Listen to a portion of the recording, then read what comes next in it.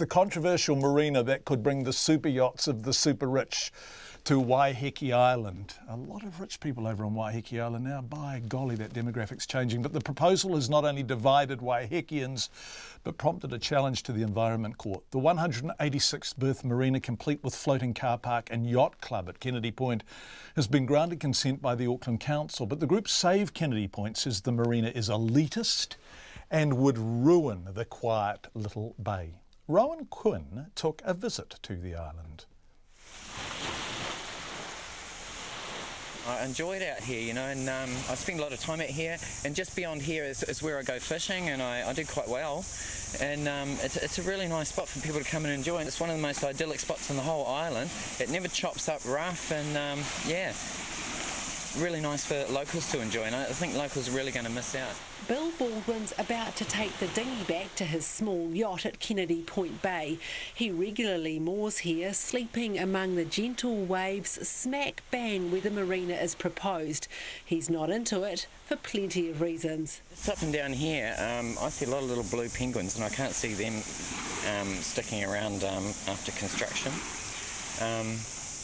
And I really like the area the way it is. I'm really concerned about the floating car park aspect of it, and even if, I mean, I've got a boat out here, there's no way I'd ever be able to afford to be on a marina. It'll be pretty much for rich people only. Bill's boat's one of about 20 little yachts bobbing around their moorings in the small bay with its Pahutakawa-lined Pebble Beach. Bill isn't part of the Save Kennedy Point group, but he shares their view, as do the many Waiheke Islanders who've collectively donated $200,000 to a grassroots campaign to fund the court battle. The group's founder, Thomas Grieve, says the developer's plans are simply too much for the peaceful little spot.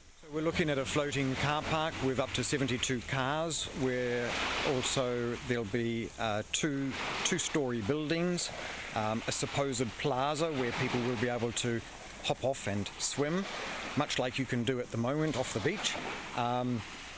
And then breakwaters, which are about 470 metres long, half a kilometre long of breakwaters. On the developer's website, the mock-up of the Swedish-designed marina looks pretty swish. Its borders mimicking the shape of the bay, framed by bush-covered cliffs, with a few boats well spaced out in the berths.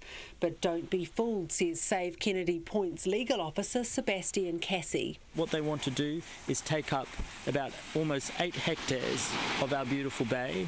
And looking out at that, that's a huge amount of space that they want to take away from the public, and give that over to people who, you know, just a select few people. The bay's not undeveloped. It's home to a very low-key car ferry terminal and has a row of houses that look down on it through the native bush on the cliffs. In the comparatively bustling Waiheke town centre of Oniroa, not everyone minds the thought of a marina. Kennedy Point resident Bill Short's one of them. I don't have particularly strong views about it. I mean, there's a lot of boats anchored in Putiki Bay anyway, and I think if, you know, you have a nice marina there, they control the noise, it could actually be a good place for people in this region to go to, and possibly in the future, dare I say it, another place for a regular ferry service. Waiheke and Jane Scory isn't so sure the island needs to make it easier for visitors. You know, it's just making our island, you know, just something else on the island that's going to make it busier. And it's busier enough at the moment. But Colin doesn't know why the marina is causing all this fuss. Well, I think we should have one. How come? Every island in the world's got one. Why shouldn't we have one? So the opponents are saying that it would spoil the beautiful natural landscape down there. And Well, a lot of crock. There's lots of people have boats, and they're just as entitled as everybody else to have something that they want.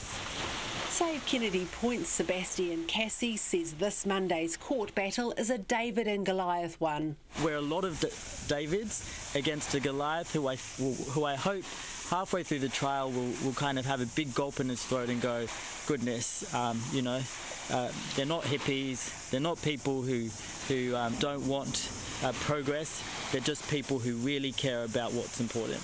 The developers, Kennedy Point Boat Harbour Limited, say media coverage about the marina's been unfair. However, they wouldn't talk to RNZ, saying they'd prefer to have their say in court. In Waiheke Island for Checkpoint, ko Rowan Quinn tēnei.